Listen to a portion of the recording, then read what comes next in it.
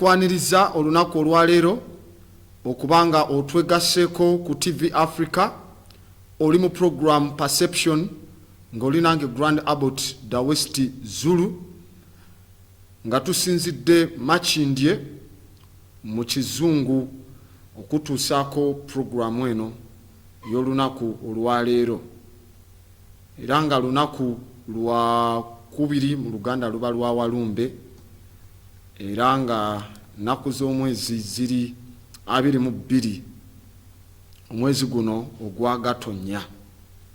Tusiima okubanga gy'oli okubanga weekuumidde ku TV Africa era nga otambula wamu mu kisinde kino ekyokubanga tutambuza n'okusosowaza ensonga ey'ekiddugavu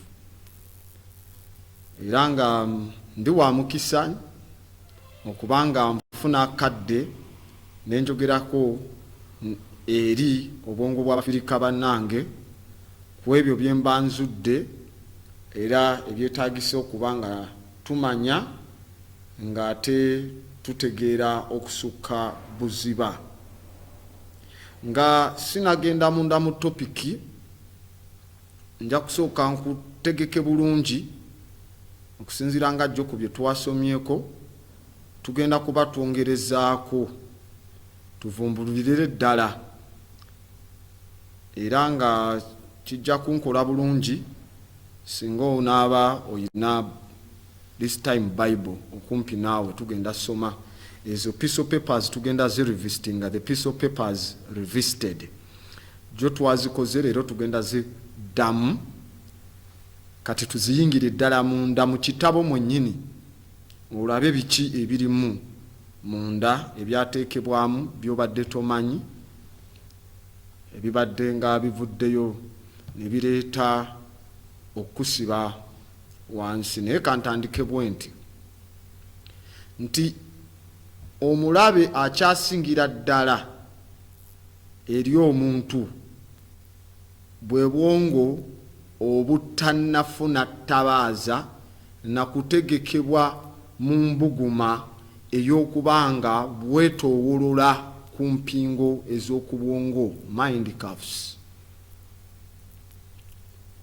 Kasita bubanga bwakona ekintu ekyakona ogezaako kifumba kijje enku ziyinza okuba nnyingi kiyinza owunzika oluusi nga kisiridde. So awo tugenda kukolawo tutya kubanga man has no enemy equal to the unenlightened mind. An enlightened mind is the greatest enemy of a person, because it is this unenlightened mind that has built up this vast structure of territorial selfishness, discord, and greed. Buno obwongo obutali bubugumyeko mu magezi aga Africa ag'omusono bwe buvuddeyo ne buzimba obwaguugwa bw'okweyagaliza amatwale, territorial selfishness, discord and greed, omulugube n'obutali bwa mpisa butuufu. Tugulabye nnyo omulugube ogwo gutambulira ku nkola yaabwe ey'okukolawo gye bayita the new world order. No matter ano tulina company yakubanga akalango welcome to the new world. Which new world gye mutwanirizaamu? The new world gye bali advertising is control of information. Gwe mwogera bakola eavesdropping with their DBX bands ne batappinga buli kimu biki bye mwogera. It's personal tracking mukitegera on you. Now their new world order is control. Kubanga utunwe ekigambo new world order NW, let me simplify it here. Ojandozo bakitegeera. New world order simanyi oba onaakiraba bulungi. naye kan simplifying olyoke otegeere. Okay, let's put it here. Tekijjalabika bulungi. So enkola yaabwe ya kisambattuko yereese obuzibu obwo bwa unenlightened minds ne zireeta kye tuyise vast structure of territorial selfishness. Bw'otunulira simanyi oba osobola n'okirabaawo. Anyway, wemba nina wano NWO nga kitegeeza New World Order. Ekigambo ekyo bwe nkiva emabega nga nkidda mu maaso eri kitegeeza own. Buli kimu baagala kubanga baali baagala kyeddiza. So now that structure of territorial selfishness, discord and greed yereetawo okubanga oyitibwa you are a protectorate of someone oba you are a colony of someone. It means they are the ones to protect you mentally, physically, health-wise, buli kimu, and now spiritually. I remember telling you nti mpunira mu Africa ebitundu ebyasigaza n'obwabakabaka byonna bya controllingibwa Bungereza because yali naye etambulira ku nkola yabwaki bwa nonezo neberanga ebispealinga but obispealinga bano balina okufuuka ba subject ba Bungereza wansi. So kyovula banagamba vaayo mbulireyo kabaka yena gomanyi mu Africa nga si mu Protestant kubaliwo mu biseera bino mu kingdom ezistanding matwala malala agagenda muzi Belgium muzi Germany. They distorted everything, and France okujjako Bungereza, but Bungereza was using it as a trick to exploit people kubanga kasitaba after nga bamaze controlling omukulembeze wammwe mwe bisigadde bibeera self refueling. So that's why you hear nemukayana mairo zaffe ezikola ki n'ebirala. That is called the vast structure of territorial selfishness, discord and greed. It has been brought by that enemy that is not equal to, which is the unenlightened mind. It is this unenlightened mind that has built up this vast structure of territorial selfishness, discord and greed. What happens? Because the false light of lower mind is the emblem of the beast. Follow very well. Goberera bulungi sagala obule. Ekitangala kino ekifu oba obwongo bwa wansi ke kabonero ba ye badge ey'ekisodde. Now when you have a false light and a lower mind, you become a replica or a representation of the beast where you come from. Am I speaking about preachers, bishops, whatsoever and whatsoever? Let's find out. Why? Because the beast consequently is the uninspired mind, which is opposed to the inspired or divine spiritual mind. Point is, anyway, metaphysics ebiseera ebisinga abamu obwongo bwabwe nkugambye the beast ekimenke ekyo ekisodde. Let me speak about the beast called the religion in your head. That beast of the slave master's religion, consequently it is the uninspired mind which is opposed to the inspired or the divine mind.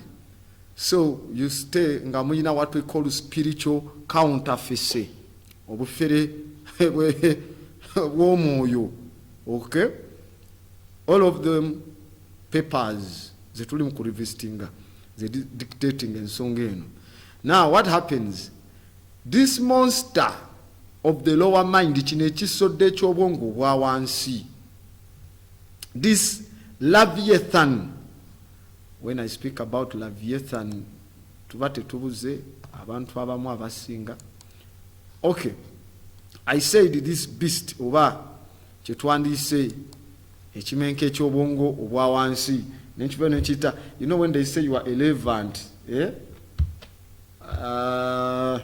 omugoberezi weyandibadde nga omukululo ogwabo abatambulira mateeka g'okwewaayo.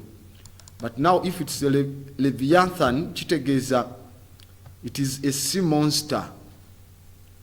You are a Levite, but a Leviathan chiba chimenke chamu. When I speak about the sea monster, I'm not speaking kudumbu mwechenyanja ekyali ya Joshua oba ne kikola ki that stupidity nti yamala mu lubuto lw'ekyenyanja ebbanga erimala. Ekyenyanja tekirina lubuto lunene lusobola. In fact otunulira doso y'omumwa gw'ekyenyanja tolaba ne shaka niwebe yasama tesobola kumira muntu mulamu. It has to assimilate okutematema ne breaking down ne kumenya osobole parts oyingira mu mubiri kubanga bw'otunulira the anatomy of the fish munda chonga mukiri from the rattle lines no balancing amazzi nga we gatambula tekirinayo provision gyogenda kubaamu nga teriimu mazzi. Okitegeera kisa dissolved oxygen. How can you survive mwaga amazzi nga wavada mu amniotic sac? So it is very very very foolish. Okitegeera kubanga bwekikutwala if the fish is diving at its speed wekiba kikka omutima gwo gusobola okwabika ku speed gye kikwako because of the atmospheric pressure, net pressure y'omumazzi. Then there is that nitrogen aba ayingira n'akusiiwa kyovula abambala costume eringa akaveera kungulu to avoid okuyingira munda okuparalyzing muscles. But stupidly we accept that story, piece of stories. So the Leviathan, when I say the sea monsters, the question is who came to fool Africans on the sea? Bajira Kumato, the Romans, with their program of foolishness, the Europeans, the Arabs, they came from the sea. These are the sea monsters I'm speaking about. I'm not speaking about the other one. I'm not speaking about that one. I'm not speaking about that one of Isaiah 27:1. No. So, this monster of the lower mind, this Leviathan that swallows African integrity. Your integrity has been swallowed. Nature, this creature that comes out of the sea of illusion. They come out from the sea of illusion. This beast with the crown on his head. Have we seen that beast coming with the crown on the head here? Yes! Nebategeka ne basibe ngudo zonna KCC ene spending a billion in a billion tieteke ebitala kusala amalodi. The beast with the crown teyayita yezo na zone zifa. Najja na akunganya wano. And then they fooled the people. Na abantu baffe. Anti bwebuzibu bwembagambye. Your enemy, the greatest enemy is the unenlightened mind. Jolina. Nagamba Vatican with 44 hectares. With 812 citizens, abatuze lunana 12 bonna bakadino bonna basoma ki theology. Nagamba tuwerabira definition ya theology is total ignorance and arrogance with wings. So these cardinals in their dresses oba mubita kasoko but mbita bitete mubitete byabwe wekitwalo choza atoli jamunyonyola kasoko era dobya jagamba kine kitete kyani nga kikaluba. So 812 ne batandika n'okkuba obulango ne bababba ebipapula wano the Kapushenga papers and all of those ones. Until you know what happens. Sapule ziva Vatican gye zikoleddwa emitwalo 2 okusasula. Nofuna sapule y'omukisa. Vatican n'ebizimbe byerina byonna nga bwe mbumanyi. Terinayo kolero neri teriko kadino awo yasoma manufacturing bazikolera eri mu Virginia, West Virginia eri ku street y'abali b'ebisiyaga ne baleeta ne batuuma mu Vatican program of the Jesuits ne balyoka basitula ne bajja ne baguza eno. Kati bantu baffe abalina obwongo obwa wansi ne bagula nti bagula sapule zikoleddwa eziva mu Vatican n'atakusobola na kusoma mu Vatican temuli mu kolero. Tubulire Sistines Chapel, Basilica, Kasogondrofa. In fact, wotunula zino ezivuddewo eyagundi eya St. Augustine erimu obuwanga wansi. There is a chapel erimu obuwanga siso nja kujja olunaku olulala nkulaga videos zaayo byotamanyi ebiri eyo. There is nowhere they manufacture, but they come with that beast with the crown on the head, n'akuŋŋaanyeza abasiru n'atwala.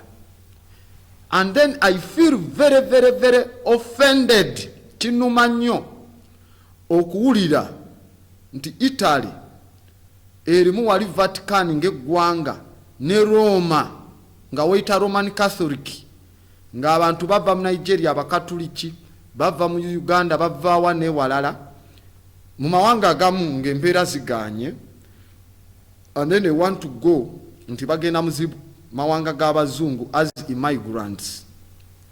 Government y'eggwanga erya Italy yateekawo ssente zimenya amateeko kuteeka submarine n'amaato ku Mediterranean Sea. Eyo nnyanja nagamba ekyasinze obaako entalo mu byafaayo, kwe kukyasinze oba entalo zonna ezaali zirwanidda ku nsi zisinga ku Mediterranean Sea eyo. Kati ne bateekayo obwato bwammwe ne bujja nga bubaleese gabaleese by migrants, submarine ne zisubmerginga ne zigakuba amaato ne gaggwa mu nnyanja ne mu drowninga, tebabakkiriza tuuka mu Italy. Italy yasiba n'akatimba kasita ova mu Crete, basiba n'akatimba kaliko amasannyalaze, bakubiddeko ba migrants amasasi, emiggo, kati baavaayo awo then ne batandika balwaza. You remember that program gye basprayinga in 2016, ne babaleetera okubanga ensusu zaabwe zonna zirwadde beetakula, they cannot do anything, nga the best option nti ate antidote mulina kuddayo mu mawanga gammwe gye mujja ozisanga. Babagaana n'oyingira mu nsi yaabwe ya Italy. Then what the hell could this be, and how stupid? How can you be very stupid? Baganya oyingira mu Italy ewaabwe, then ate nga bajja basoloza sente zongeza endobolo ne bazitwala mu Italy. Gwe tebakwagala ng'omuntu, they need your money. Enchanga okeera katusabe. Look at the face of these Africans. Are very confused, no gamba. Bano. That's the problem. The monster comes one. Najja n'akuŋŋaanya sente zaffe wano, n'ava mu Uganda n'agenda mu Central African Republic, nayo n'akuŋŋaanya, kati mbw'akomawo mu gw'omusanvu era bbe. Naye this time ajja sanga Bannayuganda abasinga musomye temumuwa wadde ekikumi. Don't even welcome him. Abo abalina unenlightened minds, let them go with the lower mind, which is the emblem of the beast. Engule n'akabonero ko naye abategedde temuddamu wa wadde Vatican wadde ekikumi kyaffe wadde neki wadde Italy eyo, kuba nagamba Italy omanye ennimiro ezirimu mmeka, naye bali ebintu ebiri fresh, kasooli, kawo. Oyinza n'omala wano omwaka mu Uganda nga tolidde kawo ali fresh, naye Italy balya fresh ate nga tebalina misiri gya kawo. What happens? Ze mubawange ekimu eky'ekkumi endobolo bazikwata ne baziteeka in the Guasape bank ya Vatican, ekyasinza oyitako drug money, kwe bakolera money laundering. So oluvannyuma ne babola abantu b'omu Italy ne bazzaayo zennyini, abalala ne badefaultinga, abalala ne bakola ki, ne bazzaayo zennyini. Kati ennyonyi ze ziferinga in balya ebiri fresh, mwe abatobye ne ssente n'ebiri fresh temubirabako. They are just there feasting on ignorance of you. So trouble. These creatures, they come out of the sea of illusion. The beast with the crown on his head, bajira kumato, to control you. Kitegeeza, this symbolism refers to the unenlightened human intellect. Okay? Nagamba, there are two ways to be fooled. Ngeri bbiri ez'okubeera okusiriwazibwa. One is to believe what isn't true. That is now the slave master's religion. Two, the other is to refuse to believe what is true. Now mwe abakkiriza in what is not true and you refuse to believe what is true, trouble. You have been fooled, because there are those two ways. Engeri bbiri zokka gye bakujegawazaamu. Esooka kukkiriza ekitali kituufu. We've seen the pencil papers, tugenda kuziddamu tuzisomemu ne mu Bible mwennyini. Then engeri endala kugaana kukkiriza kiki ekituufu.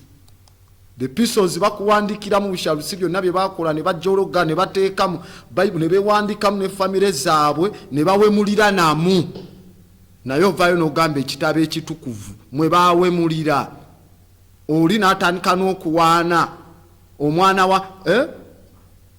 wa muganda we omu yalina muganda we omukulu ye nga muto muganda we omukulu n'azaala omwana omuwala kati ono ate nadda ku mwana wa muganda wabanga ali ku mwana n'amuwaanira mulinga waali omusufu okamala mu nsonga ze era ng'oyita ekyo mwe baawemulira you don't want to see there nawe ompulira oyagala kusomayo tujja genda tusomeyo kati tulyoke tujjeko dedicated ignorance.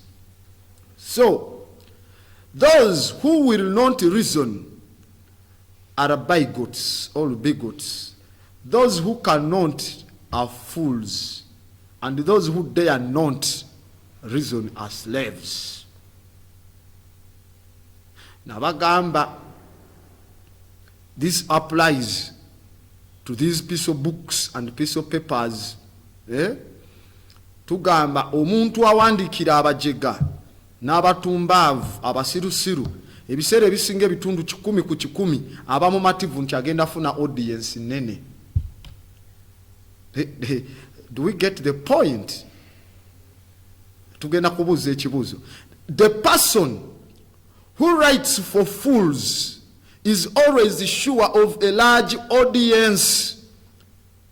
A person who writes for fools is always sure of a large audience. Omuntu awandikira abajega abatumbaavu abasirusiru ebiseera ebisinga abakonkushuwa nti ayina abagenda okugula bangi nnyo.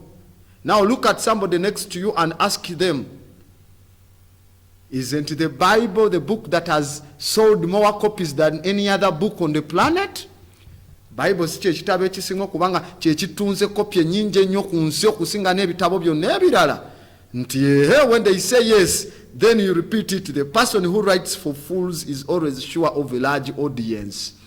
And now if you are among the large audience of fools, you can decide to embrace your foolishness or how can we term that word? Simplify it. Condense. Grandabut condensing ebigambo bino.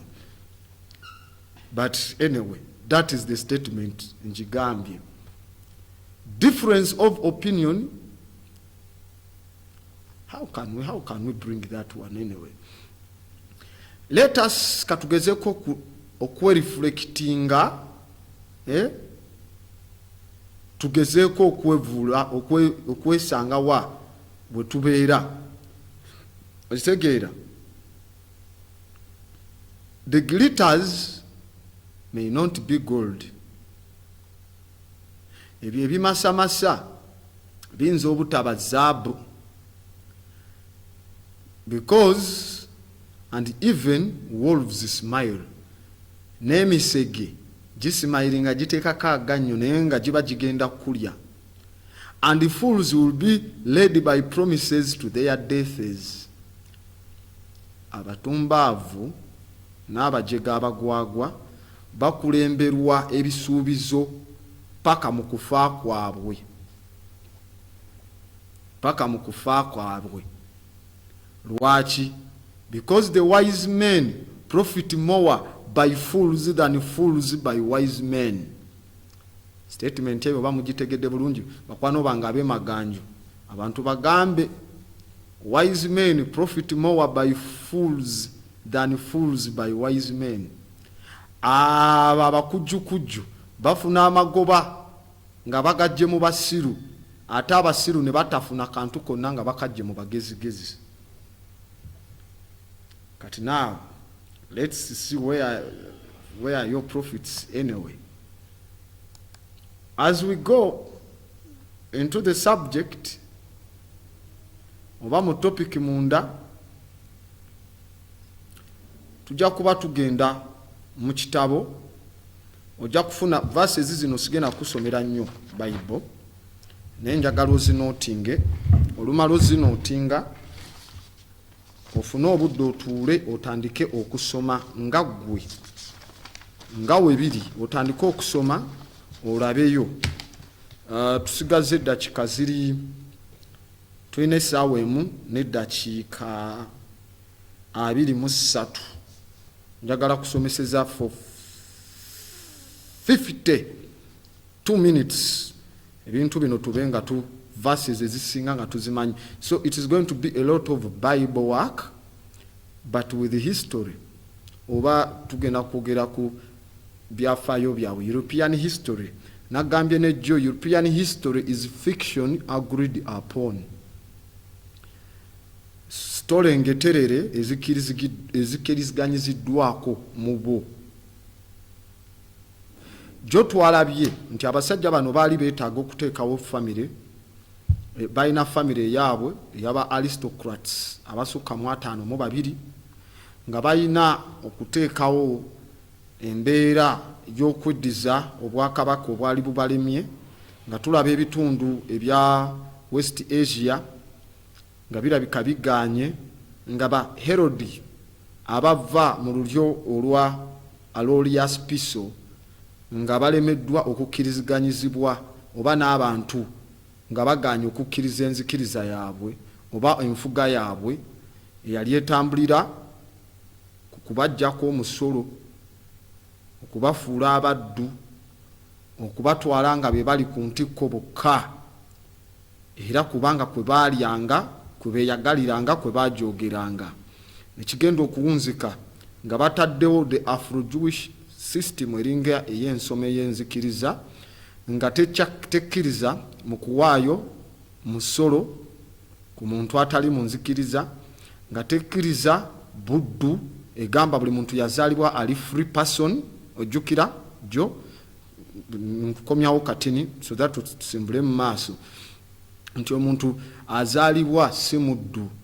Kati bano mu kuteekawo enzikiriza zaabwe kwe kuteekawo nti ozaalibwa n'ekibi ekisikire, nti kati okukikuggyako olina okukwata ssente n'oziteekayo ne bakuguza erinnya eryabwe lye baagala, ne bateekawo kye bayita baptism, so that nezo sente bazikubbeko bazitwale nga ababatizza, but you have paid as that money, slave money. Okitegeera okwerongoosa mbeera bwetyo, ne tulaba engeri gye bakola ki, gye bajweteka, then ne batandika okukozesa mu buddu mu mbeera y'okuteekerawo katikisimu ne kalimu ezo osome nti buli wojja obuddu buno obukola oyagala kuwasa na kwetukuza mu ddiini gye baali batonzeewo nga bagitaddemu ngeri Jewish stuff but nga be baweewandiiseemu nga bintu byonna bya bulimba.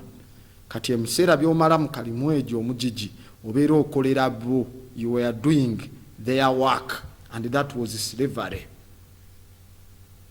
nga bwe twalabye.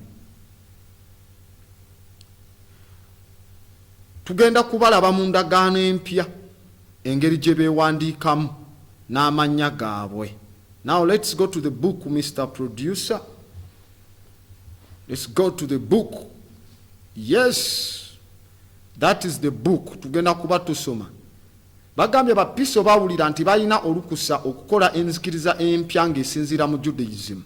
Kubanga baali ba descendant ba Herodian n'ayitibwa Hezemonian hierarchy, efuga eryama onali waggulu ono naddako nono nga beba appointinga nga the Jewish high priest beba ku appointinga mu nzikiriza eyo gye batonzeewo empya. Ne bagamba Alolius Piso yayitibwanga erinnya erya Mountanus mu byafaayo. Ne bagamba erinnya lye ye yali Arius, which is Mars, eritegeeza Mars. Ne bagamba in Acts chapter 17 verse 22 mu bikolwa by'abatume essula 17 olunyiri lwali mu 22 bateekamu erinnya Orius by Orius's name by mentioning Mars Hill. Okitegedde? Bagambye mu byafaayo Alolius Piso yayitibwanga erinnya Orius, oba Roma Alolius Piso yayitibwanga Mountanus, era erinnya lya Orius eryalinga liyitibwa olusi Mars. Mu bikolwa by'abatume mu Acts 17:22 insertingamu erinnya lye Orius nga mentioninga ekigambo Mars Hill, nga kitegeeza Aurelius Piso nga gwawandiseemu ne bewandiika n'agamba that is Arius Pagos. By making Arius synonym with hill, they make him a small mountain. Ne bamufuula olusozi olutini. Bali no mu kwewandiika katugenda laba buli verse mwe bawandiika amannya gaabwe. Ne bagamba if you stood at the bottom of Mars Hill, you could call it a mountain. Bw'oyimirira wansi w'olusozi olwa akasozi ka Mars osobola okayita olusozi. But then others may argue that you were making a mountain out of a molehill. Okay? Ne bagamba although that's exactly what the writers of the New Testament did, the above phrase was an inner circle reference because the Hebrew word for mole also meant chameleon. Erinnya eddala erya mole lyategeeza chameleon. Era nga Aurelius Piso certainly was, as he blended himself into the background of history. As I said before, nga bwe twagambye mabega nti ebitabo bya history ebyakaseera ako tebyali bitabo bya history as they were family ledgers. Byali biwandiiko bya family. They were what? Family ledgers. You know, when we speak about a ledger, kitabo ekibala kye tuyita financial accounting eya particular type ekiri awo. So they gave honor to their ancestors and themselves by writing them into the book of life, the New Testament. Ne bagamba newankubadde also by giving honorable mention to their relatives. Nga bawana okuwa ekitiibwa ab'eŋŋanda zaabwe. They were giving, inserting another way in which to claim authorship. Okulaga nti be bawandiisi.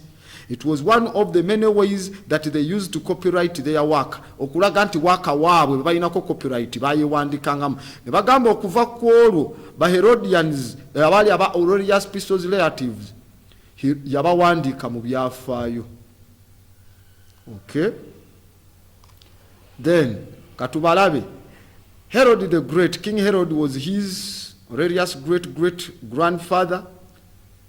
Acholius ye yali great uncle, amanya ago nga wogula, as mwe mwali Antipas, mulimu Philip, mulimu ne Herod the Tetrarch. Tetrarch kwe kaseera empire ya Rome yafugirwanga abantu bana, nga bonna bagavana ba Rome bali bana. It was called the Tetrarch. Ne bakuteekeramu mukyala wa Herod yali mukazi wa Philip, oba the Herodians mukazi wa Philip ye yali antiwe owa Aurelius. Tulinamu ayitibwa Agrippa the First, ye yali grand uncle, era nga yali muli ne Tiberius Julius Alexander muganda wa Tigranes, mwe muli ayitibwa Aristobulus, era yali great grandfather Agrippa owokubiri, Bernice owokubiri oba Bernice owokubiri ne Drusilla bebaali ba mothers aba first cousins. Now katika tugenda amannya ago nga we tugasomye mweyo family tugalabe mu ndagaano empya. Salute Herodians, my kingsman. Ebyo biri mu Romans chapter 16 verse 11. Bateekamu le Herodion mu kitabo ky'Abaroma, Romans chapter 16 verse 11. Ne baddamu Herod the Great, n'addamu n'amentioningibwa mu Matthew chapter 2 verse 1 to 22 ne Luke chapter 1 verse 5. Acharius oba Aquarius amentioningibwa mu kitabo ekya Matthew chapter 2 verse 22. Bali mu kuwandika mu family yaabwe, kati tuli kumanya, tuli mu kwogera. Antipas ayogerwa mu Mark 14 verse 1 to 10. No, Matthew 14 verse 1 to 10. Naddamu na Antipas nayogerwako mu Mark chapter 6 verse 14 paka kwa 28. Naddamu mu Luka 3 olunyiriri lusooka paka 19, ewamu ne mu Luka 8 olunyiriri lwa 3, ne mu Luka nga bw'oziraba abo nga bwe zikka. Ne tugenda ku Philip, nayogerwako Philip mu lunyiriri mu sura ya 3 eya Luka verse esooka. Piso family eri mu kwewandiikamu. Herod Philip nga bwe tumulabye eri cousin nayogerwako mu Matayo 14 olunyiriri lwa 3 paka 11 naddibwamu mu Maaka 6:17 bwe Baherodias. Ne tugenda ku Salome. Salome ayogerwa mu Matayo 14 olunyiriri lwa 6 paka 11 ne Maaka 16:22-28. Herod Agrippa ayogerwako mu bikolwa by'abatume ebisooka oba wasooka mu 12 naddamu nayogerwako mu bikolwa by'abatume 25, 13 na 27 ewamu n'olwabiri mu 6. Brenis ngaho tulabye no family eri mu kwewandika genda verses zonna ezo zinoonyo amanya go jagasanga mu ngabe. Brenis yewandikako mu bikolwa by'abatume 25 sura ya 25 lunyiriri lwa 13 na 27 paka n'olulala lwa 26. Derusira ayogerwako yewandikwako bayawandikwako mu bikolwa by'abatume sura 24. Family emu katuli mujinonya mu Bible mwennyini mwe yewandika. Aristobulus yeyogerwako mu Romans 16 lunyiriri lwa 10. Then Tiberius Julius Alexander ayogerwako mu bikolwa by'abatume essula ya 4 olunyiriri lwa 16. Ne bagamba other ancestors and relatives in the New Testament. Kati baleetamu ne baganda baabwe bakojja basenga bamalaya baabwe bonna all their concubines bonna ne babawandikako mu Bible zino nga beteekamu to follow the world. Asookebwa ayitibwa Asinoe oba Asinoe nga bakozesa ekigambo Asenau bavaayo ne bawa they honor phonetically Asinoe sister wa Cleopatra eyawasibwani Alexander ewamu nayitibwa Arthur nawunzikanga Yesse nga bamuvudde mu Battle of Tynecticus. That is awandikibwa mu 1 Corinthians chapter 6 verse 9. Naddamu nawandikibwako mu 1 Timothy chapter 1 verse 10. Oyo nateekebwamu omusege gwoyo ne baguwandika mu malaayo oyo n'agendamu. Potalame Euretis ye yali Potalame owe-11 taata wa Cleopatra abeera honored mu Matthew chapter 4 verse 23 n'ayogerwako ne mu Revelations 18:22 nga bakozesa erinnya erya Euretis. Okay? Ne bajja batekamu ow'enganda omulala ayitibwa Eurelius Vitarius oba Viterius. Eurelius Viterius bakozesa erinnya lye erya Eurus oba Eurus nga liri mu Maaka chapter 6 verse 15 ne liddamu ne liwogerwako mu Matthew chapter 5 verse 39 ne liddamu ne lyogerwako mu 1 Timothy verse 5 no 1 Timothy chapter 5 verse 25 ne mu 1 Corinthians chapter 14 verse 7. Mu Bakolinso essula ya 14 olunyiriri lwa 7 ne Timoteyo asooka essula ya 5 olunyiriri lwa 25. Ne bajja bawandika ku Augustus Caesar mu kitabo kya Luka essula 2 olunyiriri olusooka. Jjukira twasanze ne Luka tabaluka oyo Caponicus Piso ye yali awandiika ebyo. Arius Piso nga bakozesa erinnya lye erya Arius mu bikolwa by'abatume essula 17 olunyiriri lwa 19 ewamu n'ebikolwa by'abatume essula 17 n'olunyiriri olwa 22. Ne baddamu ne bamuyita Appius mu bitabo bya Acts 28 essula ya 15 era nga bakozesa the word for Latin word for forum ekyomutendera kwe batambulira mu bikolwa by'abatume Mazihir ne bagifuula Areopagus mu Greek. Ne bawandikamu ow'enganda omulala ayitibwa Otho bakozesa ekigambo Othonion nga bakozesa ekigambo okutegeeza engoye oba bandage mu kitabo ekya Luka 22 oba Luka essula ya 24 olunyiriri lwa 12. Ne baddamu ne bakyogerako mu kitabo kya Yokaana 17:4 ewamu ne mu Yokaana 2 essula ya 2 olunyiriri lwa 5 n'olw'omusanvu. ne bateekamu Cleopatra Selene. Mu kaseera bagambye bakozesanga ekigambo moon in Greek, omwezi, balinga bawa Cleopatra Selene oba muwala wa Cleopatra. Tutusanga erinnya lye nga likozesebwa mu Maaka 13:24 ne liddamu mu Matayo 24:27 n'ezo ssuula z'olaba eziddako, Corinthians, Revelations 6 ezo zonna nga bw'oziraba. Ne tugenda ku Ptolemy Dionysius. Ptolemy Dionysius, erinnya lye erya Dionysius ne baliwandiika nga bewandiikamu kubanga bagambye these were ledger books, byali bitabo byabwe byambalirira.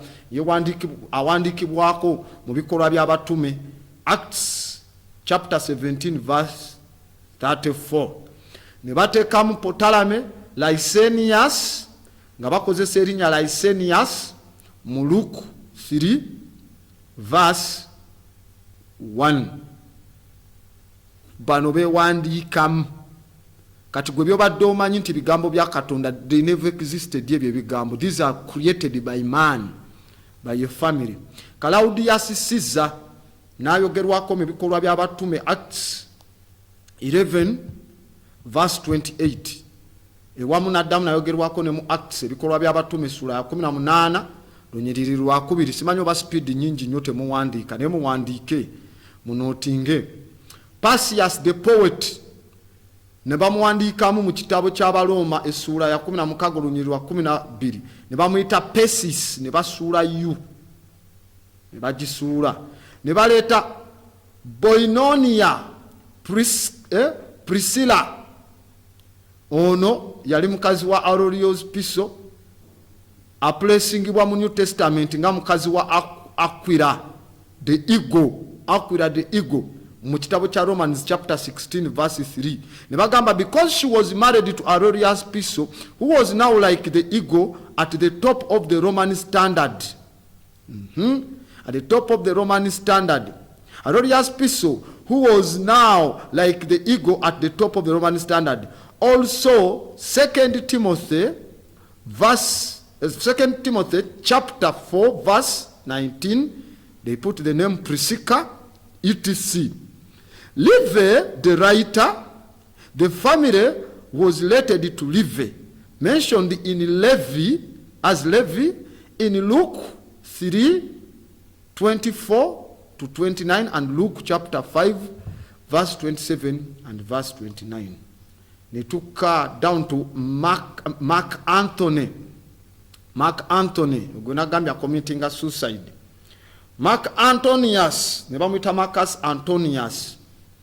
So Marcus Antonius, honored in the New Testament by the title of the Gospel book Mark. Mark Antony was also a Caesar.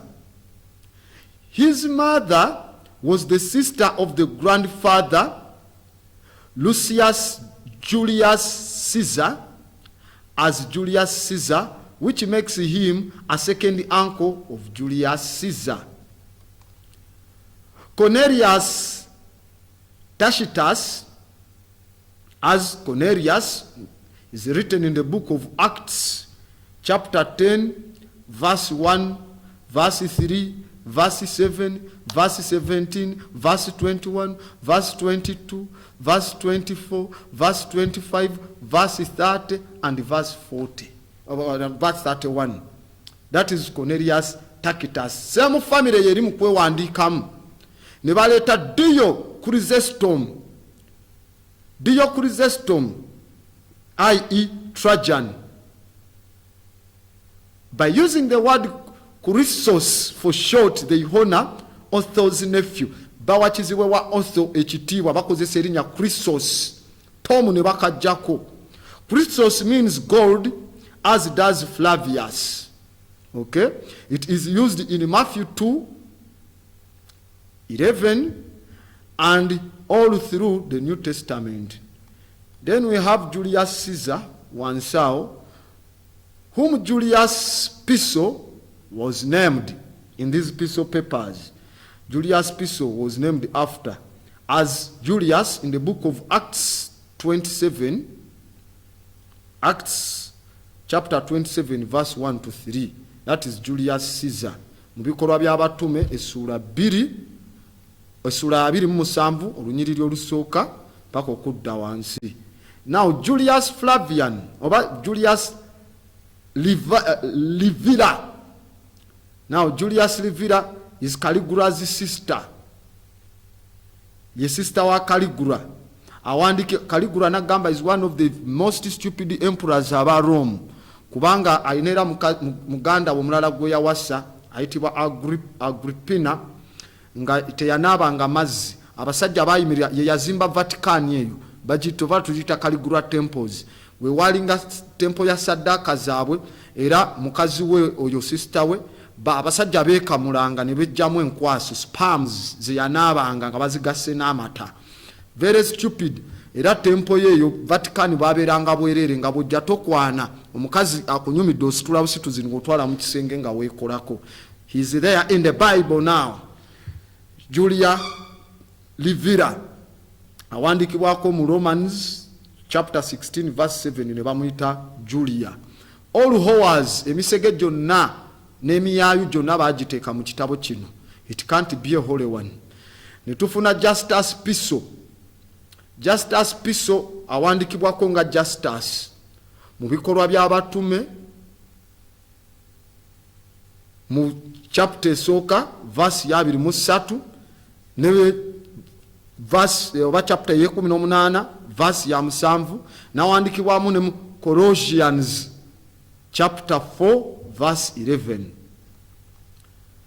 Publius Hadrian oba Hadrian yazimba gye bayita the Hadrian Wall ayogerwako nga Publius mu kitabo kya Acts ebikolwa by'abatume essula 28 olunyiriri lwa 7 paka ku 10.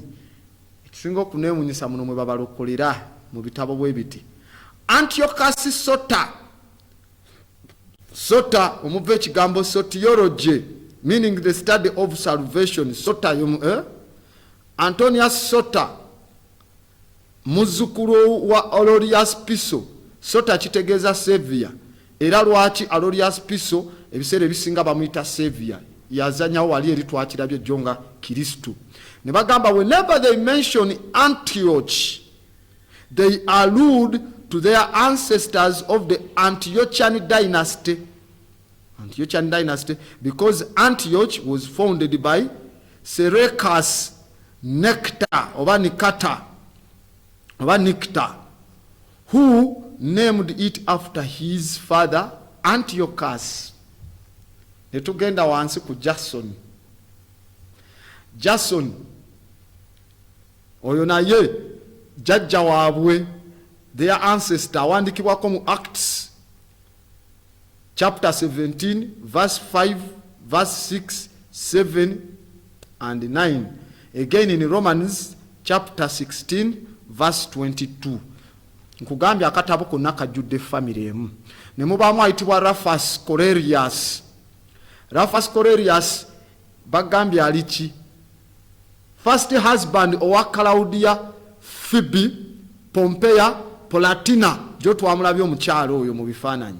Claudia Phoebe Pompeia Polatina ye first husband yasooka. Ekitegeeza Rufus Cornelius ono omukazi Phoebe Pompeia Polatina yalina abasajja abalala. Bagambye as Rufus in the book of Mark chapter 15 verse 21. Again in the book of Romans chapter 16 verse 13. Now list ekirira wansinga bageno scrollinga abo bonna nga wolaba oyitegera. The list goes down. Oyo bamuyisani Galileo, Ananias Galileo, brother wa Seneca, alimu Acts 18 verse 22. Ananias Seneca. Then there is Olympias, mukazi wa Philip wa Macedonia. Now Philip of Macedonia mwemuva Alexander the Barbarian. That is the family, the Windsor family. Mukazi wa Philip of Macedonia as Olympias mu kitabo kya Romans chapter 16 verse 15. Felix bawa Derusia oba Derusira muwala wa Agrippa asooka ali mu Acts 24:24.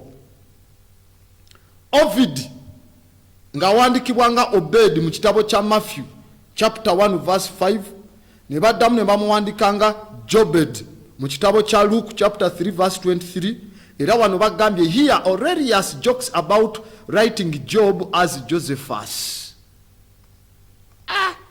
Gaius Calpurnius Piso as Gaius in the book of Acts chapter 19 verse 29 and book of Acts chapter 20 verse 4 and is written in 1 Corinthians chapter 1 verse 14 and in the book of Romans chapter 16 verse 30 verse 23 and in the third epistle ya John mu verse 1 the Paulinian epistle.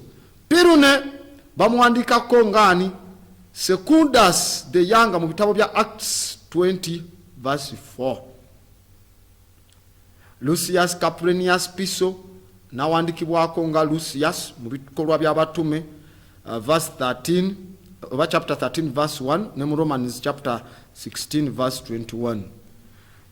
Tiberius Caesar wuyo ali mu Luke 3:1 ne tukewa Sirius Titanus Italicus muganda wa Otho eranga Trajan's father ye tata wa Emperor Trajan ayitibwa Italicus mu kitabo kya ebikolwa by'abatume sura 10 lunyiriri olusooka. Matthias the high priest ne bagamba remember Aurelius Piso writing as Josephus is Josephus being Matthias. Josephus mutabani wa Matthias era a descending from the high priests and Aurelius was Matthias in Acts chapter 1 verse 23 and verse 26. Lucan the poet, Luke ye short name ya Lucan nawandikibwa mu bikolwa by'abatume sura 16 lunyiriri lwa 10 naddamu ne bikolwa by'abatume sura ya 2 lunyiriri lwa 5. John Hyrcanus bagambye as Josephus Aurelius Piso writes so much about John Hyrcanus that the name John becomes synonymous with Hyrcanus. John nerifuka Hyrcanus. John Hyrcanus yali Piso's great grandfather. Ne bagamba they honor him with the title of the fourth gospel. Also Hyrcanus is Greek for John in Hebrew. Ne bajja ne bawandikamu Nero. They allude to their relative both through the Julian Caesars and the Domiti Ahenorobabes. The Domiti Ahenorobabes. What happened? When they speak of parricide, because oppositely Nero killed his mother. In 1 Timothy chapter 1 verse 9, never come in 2 Timothy chapter 4 verse 22. By them. Katinemubamu gobaita Antigonus one eye. Oweri serimu Antigonus mumulabye nnyo abali balabye stories aba gladiators. Bamuwandikamu mu kitabe cha Mark chapter 18 verse 9. Ne bamuwandika mu Mark chapter 9 verse 47. Ne bagamba actually they allude loosely to all of their relatives that had one eye. It might have even been a title like the lion or the great, including Petronius one eye, Petronius Abita's brother, Antigonus one eye was the brother of Alexander the Great. Nothing great about him, the Greek. Because yali ateka sente mu gladiators ennyo one time formula mu kwateriso kati na engeri gyalina sente n'atandika okwambala gye bayita eye patch. Chofola aba eye patch eyo kati bagambe yambalwa aba billionaire akabalinze eriso but eriso lyali wounded mu Colosseums in gladiator fights bino ebyokujja nti ategeka ba gladiator formula eriso kati bonna abavanga mu line giye ne batandika okukambala kuba balinga balina sente ziteeka mu baki mu baddu okubagula okujja okulwana abasajja abo era mu baddu abo mulimu gwe bayitanga David the Jew. These days we bayita the Jew but he was David the Jew, the Udenian. Abasajja abali abaamaanyi mu biseera ebyo kati kwe kutandika okwambala eye patch eyo ngerepresenting anti yo family ye yabagagga kati ne bacha adoptingirawo kyovola awo jambala noyingira supermarket abantu ne bakulaba mu mawanga nga Bungereza newa bayingira buyingizi byonna ebintu ne bagula ne batwala ku bwerere kubanga gogendo jambala kitegeza okoze nga bwe bagamba open bar okoze open shopping abakola window shopping abali mu supermarket byonna bye batwala otwalayo credit card yo ne bayisamu ne bagamba omugagga yazze kati kwe kwa adopting account kambalwa abagagga but he was hiding that wound kwe kuletawo that concept eya eye patch ate that concept neddamu nekozesebwa bituyita ba pirates abanyaguluzi b'oku nnyanja lwaki baberanga n'amaato gaabwe nga babwambadde nga bapretendinga ng'ogamba mugagga abo kumbe banyaguluzi era babanga bagagga kubanga balinga babbi kati mwetemwatya nga mugamba kulika ba eye patch lyato lyabagagga ne mulowooza mugenda kuyitawo safely mugenda owunzika nga babakozeeko ki piracy kyovola bawutwa balumba mu first Punic War ne second Punic War ku pirating bintu biva mu bwakabaka bwa Carthage oba North Africa Hannibal Barca yalina okubalumba abakobe bubi nnyo so kati awo nekyo nakyo concept weva era kwe kuva ne kye bayita false flags abasajja abo ba pirates bawanikanga flag yeddembe eraga nti etwala Rome n'abakulu abava mu senate ya Rome nti bali mu kutambula ku mazzi to cross bajje mu gye bayitanga Africa Propria oba now called North Africa because it was the food basket yaabwe kati we bajja mu Africa Propria amata galinga gatwala siriki agatwala pamba agatwala ebyobugagga we gatuukanga ne galabanga kuliko bendera yabwa Roma kabagamba abo bakungu be bazze kati namwe ne musailinga nga mugenda direct mugenda otuukayo ne bakyusa ne bawanika eri bendera yaabwe yaba pirates ey'amagumba aga skull and bones ago aga crossinze mu kiwange kishinisa amannyo ne bawunzika nga babanyaguludde batire bakambalanga kakubba so most of the world's billionaires ababuyina they have used thuggery na bubbi with craft and beguiled people to take away the money. That is the eye patch we are speaking about. Nga je bakuwadde je bakozeseeyo liso limaze okugira and now they use that eye patch as a pretense okulaga nti bagaga you see with the crown engule ku mutwe nenge liso it was damaged cut to cover it to show nti sign ya kigagga nnyo ne batandika okwambala that eye patch joli mukulaba era tojambalanga mu malala noyingire wantu bajja kujja batwale byonna bawunzike bagamba sebo gozi oyambadde akantu kano ina sente kati sasula byonna bye batutte ojja wunzikira mu mbuze ko gage amateeka agafuga eye patch okay bwe tunaba tugenda nga tudda mu kitabo ojja kukkirira wansi ewali where the epistles make inside jokes in the New Testament in the same book ekyo kyenyinyi kye tubadde tusoma bajja scrollinga wansi wakyo tugenda kulaba we bakola jokes on the paper tuberenga tusoma wamu we can scroll down where the epistles make inside the jokes in the New Testament there where the epistles make inside the jokes in the New Testament muno mwe bavaamu ne bakola jokes ne bajeregajerega ne bawemula byonna bye baagala ne bawaana bakazi baabwe ne bakuteera mu kitabo bagambye Maseras eyali muganda w'abapistles jokingly pointing to the kind of double talk that was used in writing the New Testament. Double talk we bawanyisiganyanga ebigambo ngalinga nzali mu kunnyonnyola nagamba the golden hair that Gala wears is hers. Who would have thought it?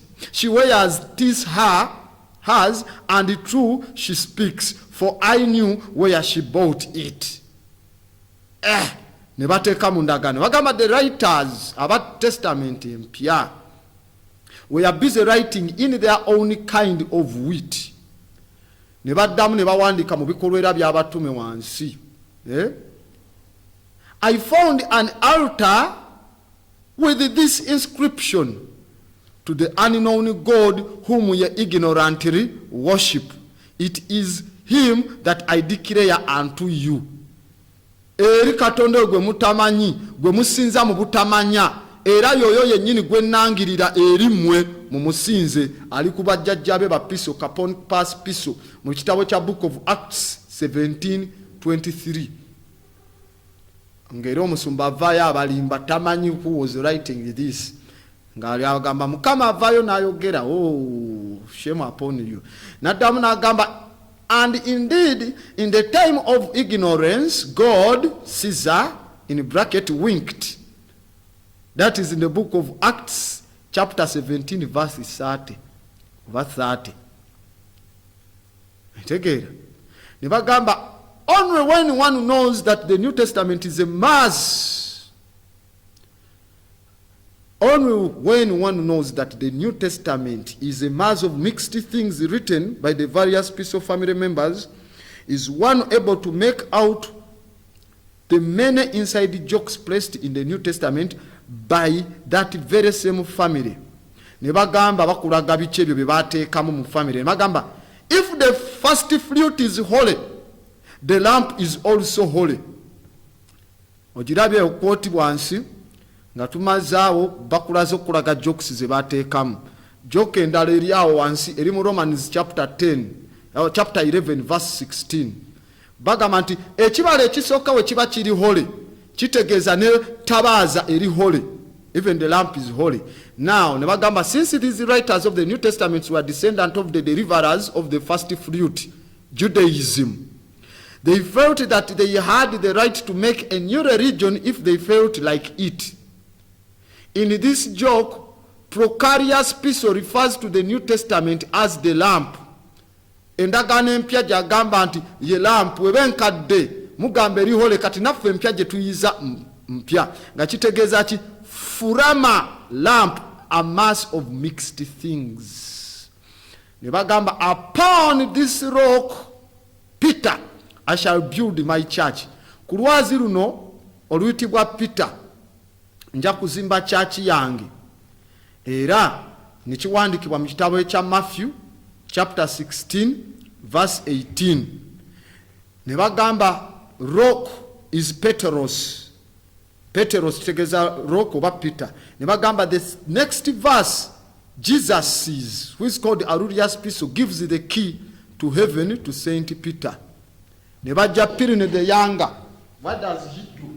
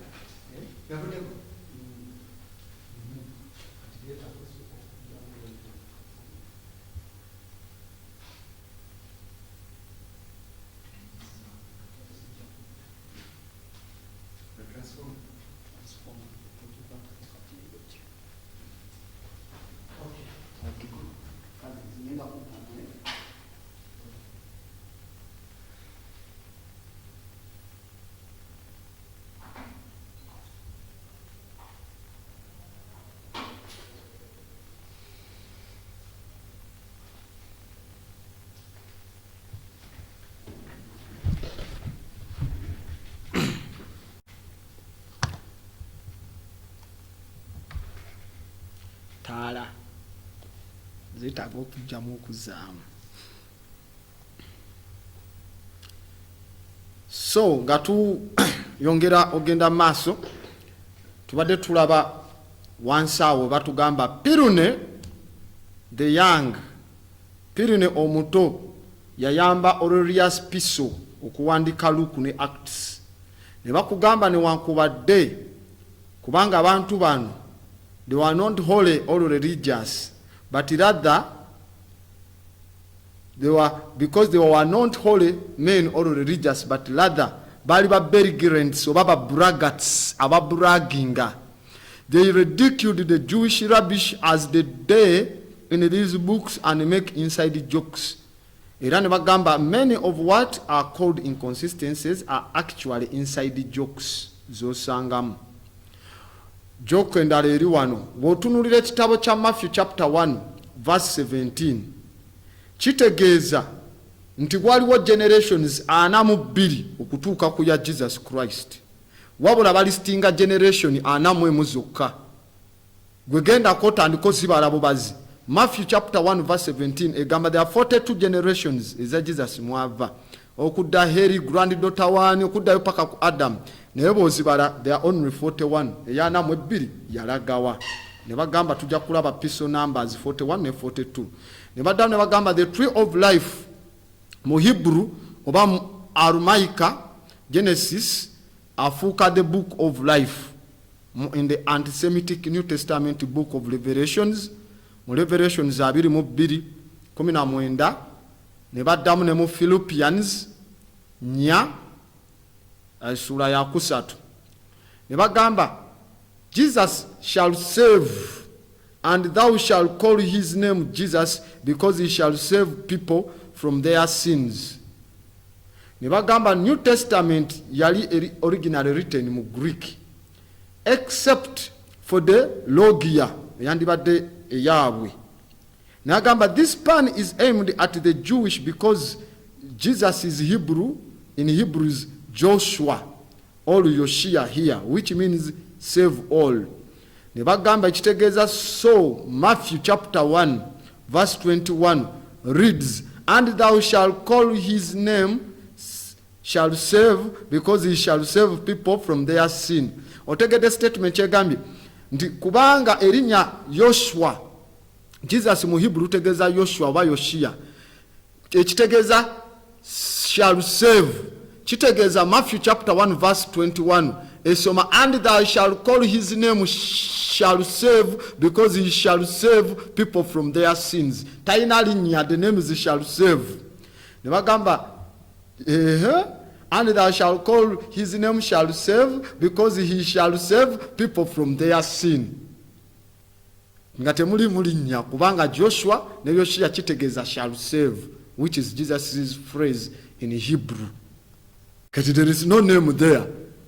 Erinnya lye lijja kuyitibwa ojja kusevinga kubanga gwe okusevinga abantu okuva mu kwega. The statement doesn't make sense anyway. Ne bavayo ne bagiteekamu eyo. People have not noticed. Ne bagamba Jesus being the son of Joseph, because he was the fictional son, yali mutabani ataliyo, fictional son wa Aurelius Piso as Josephus. Spellings ezenjawulo eza Joseph ne Josephus zibafuula okubanga bafaanagana identical. Ne bagamba Aurelius Piso ne mutabani we Justus bawandika chapter 1 okuyitamu paka ey'okumi chapter za ebikolwa by'abatume, era Justin Martyr yawandika chapter ey'okumi ne eya 17. Pliny the younger n'agenda mu maaso okuyamba Justus okuwandika chapter ya 18 n'eya 28 ez'ebikolwa by'abatume. Abatume abatabangayo who never existed in the first place. Ne bagamba mu Luke chapter 3 verse 26 Joseph bamusperinganga Joshek. Genda onoonyeeyo. Luke chapter 3 verse 26 Joseph bamusperinganga Joshek. Nechigamba attempts have been made to explain this away as a copyist error. Yali error. Bible ba printing abubi error ne bali bawandika. Nagamba these people were writing the gospels pretended to be backward Galilean disciples playing their part to the hilt. Muroro zaabwe za backward disciples, they couldn't be too fluent, tebali balungi nnyo mu Greek. So balina misspellinga at times. In their role as backward disciples, they couldn't be too fluent in Greek. They had to misspell things at times. Ne bagamba nti, and in so doing, they made use of those misspellings. Bakozesa okumisspellinga okufu. This one combined the first half of the name Josephus with the acrostic initial for Christ, meaning of course Josephus is Christ. Nga Josephus afuse, remember Josephus Flavius towerabira ne bagamba ba Coretans abava mu Crete are always liars. Titus chapter 1 verse 12 weyogera Pirine yazanyanga Paulo na quotinga Epimenides the Cretan, Epimenides the Cretan okuva mu Crete, nagamba he is a Cretan, calling Cretans liars himself, ngali mugamba ne Pirine yennyini ayita ba Cretans ba liars nga naye ava mu Crete. Ne bagamba the Cretan is another way of saying a Greek, or as we know Crete esangibwa mu Greek and was defenders from Greeks, Philip owa Macedonia ne ba Ptolemies. Ptolemies omu ku ba Ptolemy, the first yali boyfriend wa Alexander the Greek. He was a homosexual. So the homosexuals filled in this book. Go and look for Alexander the Greek over the Great and how he died. Olabe how they poisoned him ku nsaka y'amalwa, ba obutwa babuteeka mu nguli nga balaba entalo z'abalwanisa abatwala walala. Ptolemy ne yeddiza North Africa. He was his boyfriend nga beeri ekisiyaga. Now Ptolemy homosexual ngani gosomera those homosexual books from the Macedonians, Philip the Macedonia nga bavudde mu etibwa Council of Corinth. Ne tujja Matthew chapter 1 verse 9 to 11. Natuli mukulaba these people, Alexander the Barbarian and all of those. Bagambe Matthew chapter 1 verse 9 to 19. Eyogera gold, frankincense, kawowa ka frankis, ne myrrh, liquid myrrh. Nti magic came from the east. The magi, abantu ba magi abava mu east, ne baleeta gifts ebya gold, frankincense ne myrrh, nti ku birth eya Socrates.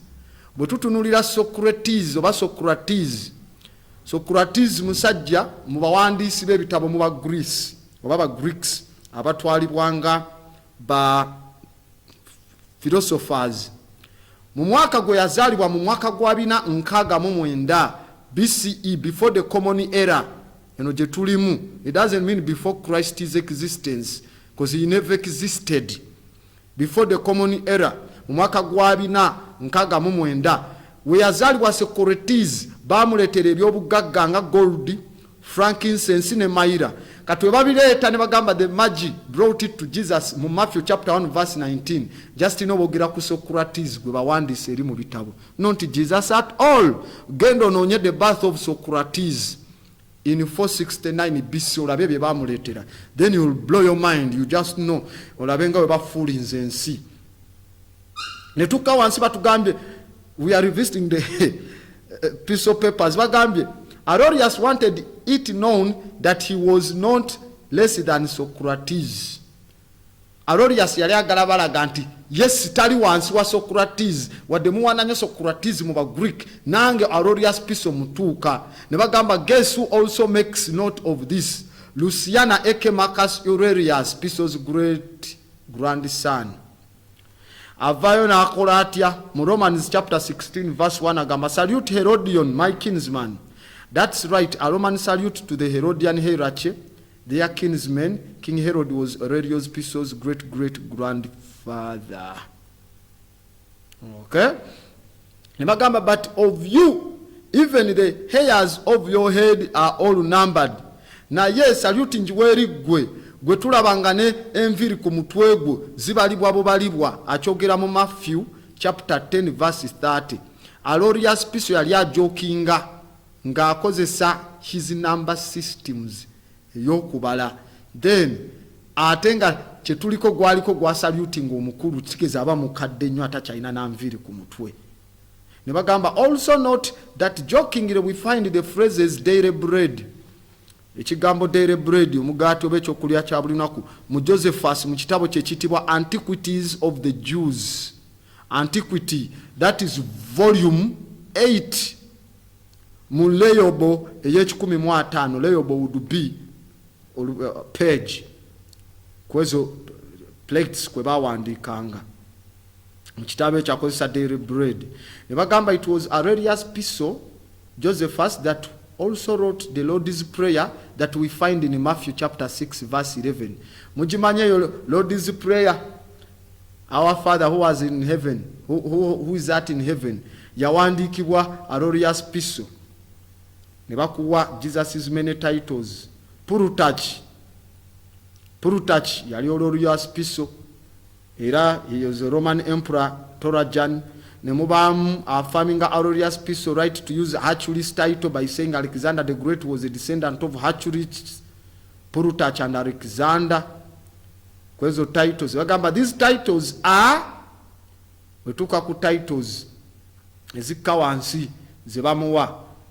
The titles, those titles are the Prince of Peace, the Good Shepherd, Savior, the Only Begotten Son. Jesus is, who is Aurelius Piso, was the light of the world because he was the light, Lucius of light in Greek. Kubanga ye Lucius, light in Greek. Aurelius Piso, as Jesus claimed to be the son of David, as many others in his days had also claimed, including Hillel the Pharisee. But by son, he meant descendant. Nebagamba, this is the correct translation from the Greek. He is called the Son of God, the Son of the living God, and the likeness of God. The only real living God was Caesar. Chebagambi. Only living God was Caesar. Aurelius Piso was a descendant of the defied Caesars. Let's come to speaking in tongues. Speaking in tongues. Kiri mu bikolwa by'abatume, chapter 2, verse 4. What does it say? Began to speak with the other tongues. Nebagamba, the word used when saying that they spoke in tongues was golasa, which is Greek for language. Ojukira kusoma kyabata glossolalia. Mujire tangi tandikibwa ne Charles Fox Parham. Nagamba, it's another hint to supplement. It was written in Greek, Latin and Hebrew. Luke chapter 22 verse 38. Nebagamba, and so it was, they used rhetoric in combination with the components of each of those languages.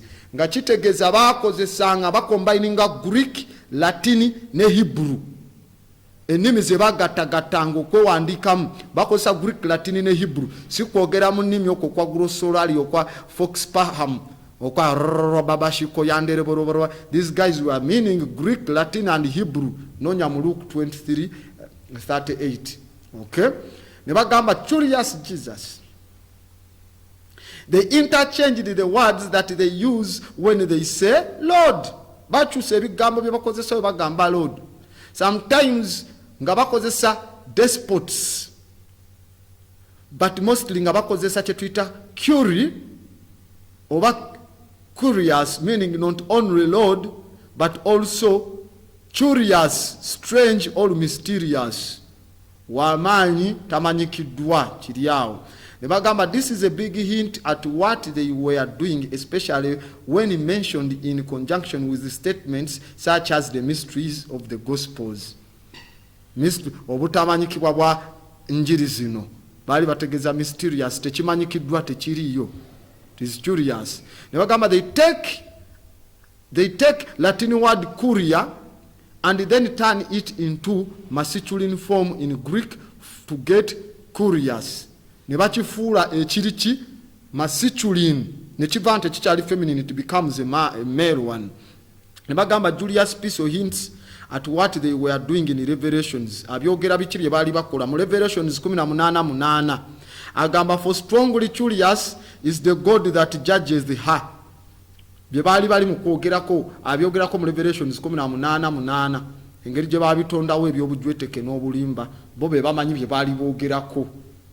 Ne bagamba even Julius even ends the Revelation signedly Julius Piso mu Revelations ngaziwandika agamba saying mu Revelations 2:22 yes come curious Lord Jesus. Revelation 22:21 saints praise the revelation of John, which is mysterious, not known, it is forgery. Nebagamba, and that of course made them want to exclude the revelations from the canons. Bali bagala zijjamu. Now let's go to the rapture of the rapture. Okukwakulibwa. Nja kusomesa topic kamba there will be no rapture and Jesus is not coming back. Nga wetumalirizawo nga nawe wotegeka okuteeka sente ku studio line. Rapture of raptures bagambye wansi bw'oba olowooza ku kino ojja kukimanya nti second coming ya Christ gye bayita rapture nga we bagiyita it is a joke. Many other jokes written, like many other jokes eziri mu ndagaano empya ne bagamba lwaki it is a joke because in the story bagambye mu story Jesus came into the world once when he was born to Mary. Yajja mu nsi omulundi gumu ng'azaaliddwa ku Mary ku story gye baatonda ne bagamba then he died, that is the first coming. N'afa, bwe yafa kwe kujja okusooka, then he came back again after 3 days. And that's another joke. Munakomawo mu bulamu bw'ensi oluvannyuma lw'ennaku 3 n'akomerwa ku musalaba n'afa ennaku 3 ng'ali magombe. Ne bagamba that is the second coming. The second coming that the Christian fundamentalists call the rapture will never come. Ekyo mukimanye. Bw'aba yajja ng'ava mu lubuto lwa Mary omulundi ogwasooka, that was the first coming. Bwe yafa n'akke magombe n'akomawo mu bayigirizwa bwe, it is the second coming. Kati third coming teyogerwako, it is not there. So if Christians what they are waiting for already happened, what are they doing in God's houses anyway? Because it had already happened in their own great Jesus story written by Aurelius Piso. Bagamya know this joke well, known within the inner circle, and is the source for the saying the third time is a charm. Omulundi ogwokusatu, it is a charm. Aurelius Piso wa notinga kubanga bagambye mulinda second coming bw'aba yava mu lubuto lwa maama we, that is the first coming. Avudde mu lwa Maria n'afa n'aziikibwa emagombe n'amalayo mbwe ennaku 3, of which that is very bogus if you follow the story. Naye ate n'azukira n'avayo, that is the second coming. Kati ate tewaliyo kigamba nti there is a third coming, mwena mulinda second coming. It happened a long time ago. Ne bagamba wansi, if any man be ignorant, let him be ignorant. Kiri mu 1 Corinthians chapter 14 verse 36. Nga mutegeke simu zammwe. Agamba a man couldn't help but be ignorant. They were burning all of the books and writing their own. Bitabo byonna babyokya ne bawandiika ebyabwe. Ne bagamba no one could write without Caesar's permission. Teri yakkirizibwa nga wandikamu abasiza tebakuwadde lukusa. And he only permitted his family, the Roman Piso family, to write. It was a closed environment. There is a joke. Hitler certainly had good teachers. He was eliminating these bogus stories. Ne bagamba ku third day, katusooke tugende ku third day gye tujja okukoma. That deceiver which the living said, after 3 days I will rise. Okirabye ekyo kiri mu Matthew chapter 27 verse 63. Nti ogwo omulimba kyokka nga waali ku nsi yagambe ennaku 3 ajja kuba akoze eki? Azuukidde. Ne bagamba and after 3 days he will rise again. Oluvannyuma lw'ennaku 3 ajja kuzuukira. Mu kitabo kya Mark essula 8 olunyiriri lwa 31. Naawe katugende ku story. Bagambye it just so happened that the crucifixion of the Jesus story took place on Friday. Kyabaawo nti okumuteeka ku musalaba kyaliwo Lwakutaano, while the sun was still out ng'omusana gukyayaka. And Jesus, if he were a real person by law, mu mateeka, had to be taken down from the cross by dusk. Yalina okugibwawo olw'eggulo ku musalaba, not only by ordinary Roman law, but also because dusk Friday was the beginning of the Sabbath. Era aba Seventh Day bakimanyi Sabbath etandika Lwakutaano ku ssaawa 10. kati nabo muteeka balina mujjayo lwaggulo, which lasted until dusk Saturday. Sabbath eggwako ku Saturday ng'era bugungedde olweggulo. Ne bagamba let's say for the sake of argument katukyogereko wano, nsinga yali crossfied at down ng'enkoko we zandibadde zikookolima nga we bakiyita crow. Then let's count the days. Friday okuva ku katugambe yagiribwa ku macha Friday nga teyateekebwako misana, teyacrucifyingibwa misana. Ku macha ku Lwokutaano mu nkoko saawa 12 ez'okumacha okutuuka ku Saturday saa 12 ez'okumacha. Olwo luba lunaku lumu 24 hours. Now the last mention we have of Jesus is before the end of Sabbath, which is Saturday at dusk. Mubeera ku Saturday kiro nga babagamba azuukidde, haleluya, azuukidde tuwere. Ennaku teziwera. The next is that he has risen before down Sunday. That's not even 2 days. Teziwera na nnaku bbiri, just calculate them. Ulabe. Ne bagamba, but in the story, 3 separate days are implied deliberately to throw us off the trail. Baba Jeku Mukululo, just another one of those damned inconsistencies that, by the way, is the source of the expression, what a difference a day makes. Mwe muva engombo yawe gamba, chanjawulo ki olunaku lwekikola, tujja komaawo. For today, tujja komaawo. Kati studio line njagala ogikonkoneko. Eri 07 53 19 3 2 kwe tujja okuba nga tuyita tubeere nga tukola ki, tuteesa ku nsonga zino. TV Africa. Yese baani ono? Erinnya lyo? Okubiddewa? Teesa. Teesa ssebo. Tetusobodde kubanga tukufuna bulungi nteesa zo, naye nga studio line eyo gy'olaba ya 0753 19 32 6 essimu tuzitadde, era ojja kubanga okuba oyogereko ne Grand Abo. TV Africa. Hello? Hello, Pastor Sebo. Bulungi ssebo, ani ono okubiddewa ssebo? Oyogerako na kitanga kya siku kubana zema. Ssebo. Kakati mazefuna okakafu nti Jesus wa Bible taliyo. Kakati Jesus omutuufu yaliwa kuba mwoyo black Jesus. Kyembadde njagala okumanya ekyo. Okay. Ssebo. TV Africa webali kubanga okuba waneeno. Yalo? Halo, ani ono okubiddewa? John nkubidde mukono. Kakati embadde mbuuza nti ku story ya Zeus Katonda w'Abagereki ne Yesu Kristo. Story ki esinga obukadde? Okay. All right. Okay.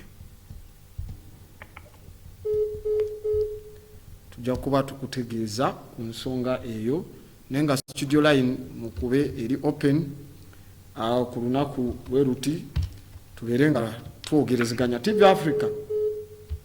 Halo?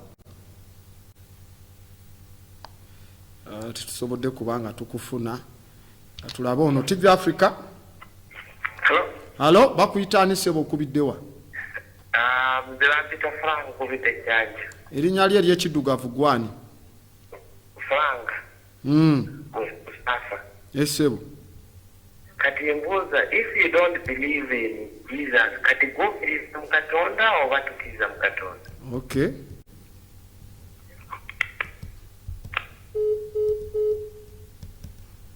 Tujja kuba tukutegeeza.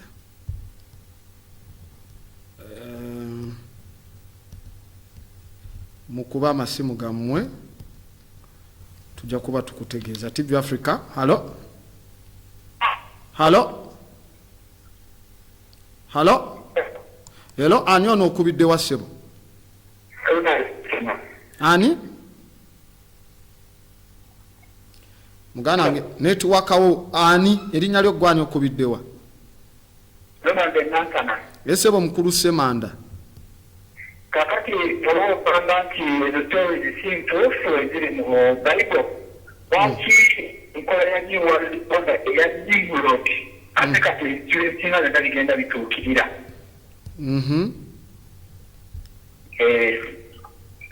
Okay. Tujja kuba tukutegeeza. Nimrod, the mighty hunter, so-called first king on earth. Where was his temple anyway? Tujja kuba twogera ebyo byonna tubeere nga tubitegeera. Simple, tulina kye bayita the blood conspiracy. Tujja kuba nayo tugifunira obudde bwayo tugisome. TV Africa. Hello. Hello, ani ono okubiddewa? I like to talk to the TV. Yes, you are live on TV Africa. Who am I speaking to and where are you calling from? Sam. I'm calling Sam. You are calling from where? My name is Sam. And I'm calling from Luzira. From where? Luzira. Yes, tell us. What's your query? Luzira. Yes. Speak to TV Africa.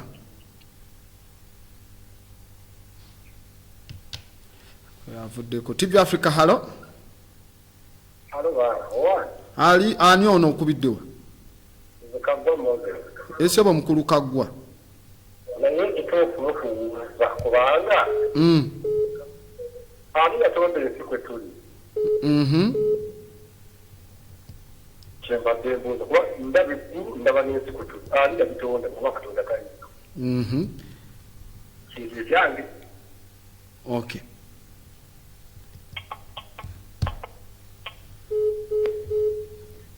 Ngombo ya mukulu Kaggwa agambye ebintu bigenda muwunza aye newe tojja kuwunga. It's just kutegeera kye kisinga obukulu. TV Africa. Kale nyabo gyebaleko ani ono okubiddewa? Ennyabo Namutebi.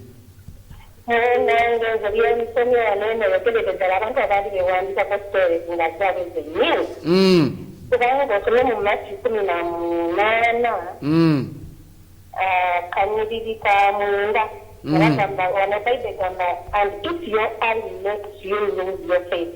Kati katinga y'omusajja yavaamu eriiso katoleka yali munene natayagala kusanga bajja mubuuza eriiso bali abaakyo bali abaakyo kuleka statement n'akateeka mu kitabo.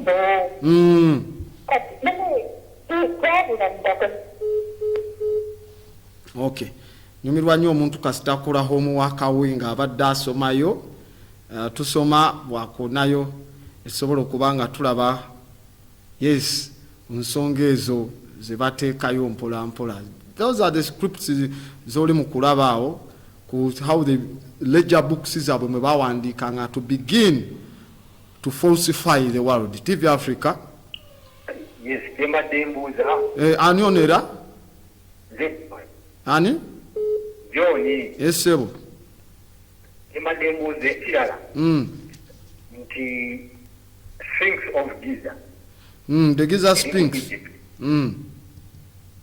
Bagamba erimu ebiwandiiko ebikwatagana ku bulamu ne sitole z'abakatonda ab'enjawulo. Kiki ky'ogimanyiiko ekikwatagana ne Yesu Kristo bwe tumanyi?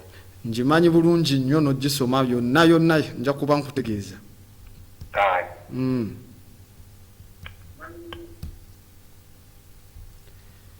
Tujja kuba tukutegeeza how they stole. TV Africa, hello? Hello, ani ono okubiddewa?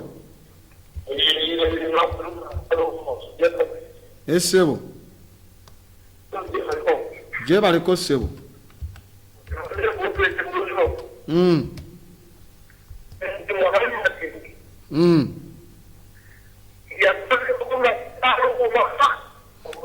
Tereza network yo nakweruma mpalo. Obuuza waki?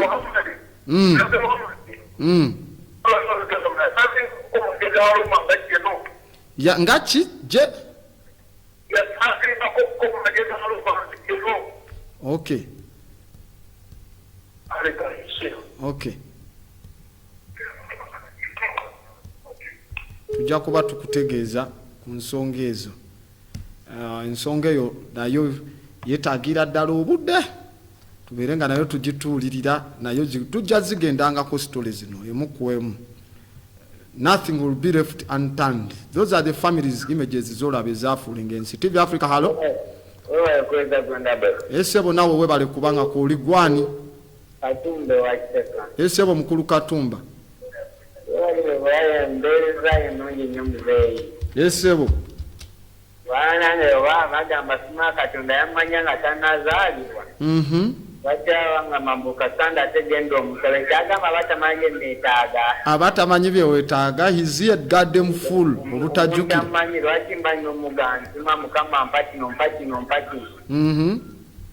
Kakati muzeyi nasoma yatwalawo omuwaka ssebo. Nasomako abapanale. Nekera bakola nakisomako muzeyi.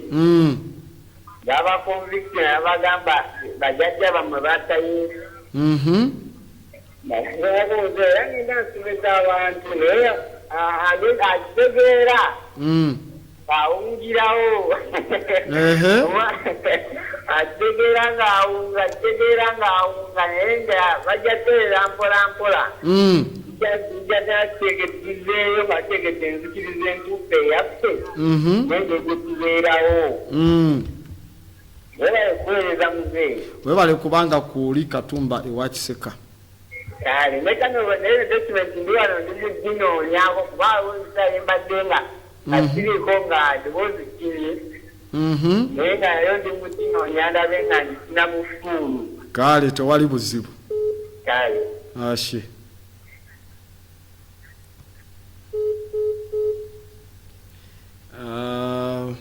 Aba messages tuyinza obutakwatagana katulabe batunasobola osomayokko naye katufune ku simu. TV Africa. Hello.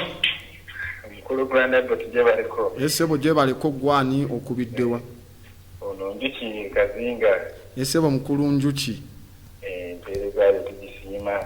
Nange nsiima okubanga gye muli musoma nga mugenda somesa abalala. Naye lwakuba amawulire amalige nina olwaleero.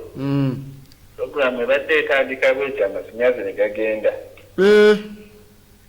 Era simanyi na kumanya nandindowooza zebuzi n'enkima programu eyo simanyi oba enaabeera rededi. Ojabuzi ne flash program zo zibaawo eba redde. Zibeerawo badde enjagala eya leero n'eyejjo kuba nejjo saasobodde gifuna saabaddewo. Ojja ne flash ezitowako GB nga 8 oba 4 bwe tutyo. Kale sebu neyanziza. Ashe. Kale. Nza tujja kufunayo bakola abasembayo tubeere nga tukola ki nga tunzika olunaku olwaleero. Otherwise lubadde kisufu nnyo okubanga mbaddeko nammwe nga tubadde mu kibiina kino. Okay. Ono Jona abuuza oba Katonda gyali oba taliyo amatugga kyali mu kubuuza ekibuuzo kye batera okusinga okwagala okumanya. TV Africa. Hello. Hello, ani ono okubiddewa? Ani Salongo? Esebo. Esebo Salongo kityo okendeza ku TV yo twogerezganye. Yavudde ndi walako ndi munaye nalwala amazzi ga pressure boiler gabyokya naye mpona sobola mbadde sikyabeerako. Kati gwe program tomanyi kyatambudde mu maaso. Naye nga kukyoyogeddeko olwaleero kyempulidde kirungi nnyo. Naye nze mbadde njagala abantu bayige ekintu kimu. Bwe baba ebigambo abawakanya ebigambo byo bafune mikwano gyabwe abakolako mu Bachina. bawulire ku ssaala y'Abachina ebeeramu ebigambo bimeka. Kala y'Abachina erimu ebigambo bisatu. 3-1. Ngera yegamba nti nsabira mama wange ne taata wange, nsabira famire yange, n'oyo wensiraba. Ekitegeeza Katonda. Era nekidda ku kino kyetukkiririzaamu nti ffe weetuli kubanga Katonda atumanyi. Ekyo bulijjo bamama baffe kye bagamba nti bwe mba nakuzaala emmere onsaba busabi nti nkuwe. Mbasimanyi nti ogyagala. Mba nkimanyi ogyagala. Kati lwaki okeera n'ompoganira morning hour, lunch hour, night hour, kibanyi what hour. N'ozukuka n'okaaba. Ekitegeera. Kati bwe tuvaawo nze bonna ebira Bible n'oginyanjulira okuva ku Genesis paka ku Revelation naye nkubuuzaayo bajjajjaabo 5 not even 10 5 eyazaala taata nga tomanyi family tree yammwe. nga tobamanyi wani okitegedde era abaana bo be baani okitegedde nze bw'otandika okumbulira kati nga omuntu ajagamba mwaziziro oyinza okujja nogamba gwani nagamba nze John yani olina okuwennyonnyola n'oddayo family tree yo ow'olujja ow'omutuba ow'amasiga ow'akasolya bonna olina okubanyola. Kati kituzaayo emabega nti buli ali ku TV eno ng'awulira amanye nti family is the first thing gy'osooka okulowoozaako nga tonalowooza ku bintu bya kisiru birala byonna. Okitegedde. Kubanga ekyamagezi ekisooka family. Ekiddako tukiyita kya busiru olina kinoonyeza magezi. Kati awo ffe bwe tulina okutambulira kubanga Katonda waffe tumulina naye tumusamba ate tugenda ku bitaliiyo. Okay. Ekitegeera. Nkitegeera Ssaalongo kityo. Kati nze ekyo kye njagala abantu bayige. N'ezo piece of papers bazisome nnyo bajja kulanga obwetaba. Nze nkubuulira omuntu ayinza okunganya wano abantu mu ddiini abantu bangi. Naye bwe bayita ati oba mujje tumanyagane ebyekiko ebyawaka oba ki. Babiyita bya sitaani. Naye sitaani y'ani? Era sitaani ekigambo sitaani kijja ddi mu kamwa kaffe. Kyetaaga ku Lwokuna tugenda ngenda kusomesa ku gye bayita anyway the number of the beast kijja kuba kyamaanyi nnyo. In fact abali ku TV mutuule mulinde muyige. Nsabiraako nange munaye amazzi gakwera ganjota. Ashe ojja kutereera.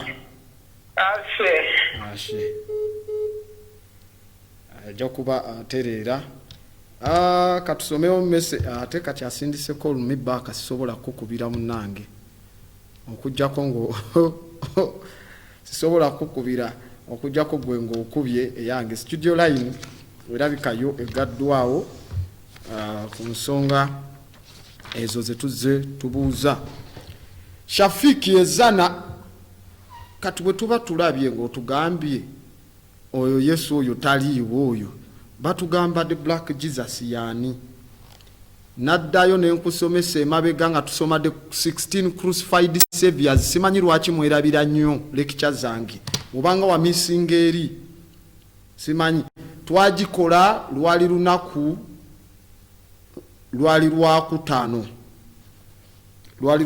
ng'ennaku z'omwezi 21 December nga tumaze okukola eya subliminal seduction story ya Jesus concept nechi Christmas zona we bazi incorporating in the Roman Catholic Church doctrines by the synod and the episcopacy. Nenkusomesa the 16 crucified saviors wano wenjo kutwalira nowa owemukono ku story eya Jesus ne Zeus. Story ya Zeus nkulu nnyo okusinga ku ya Jesus.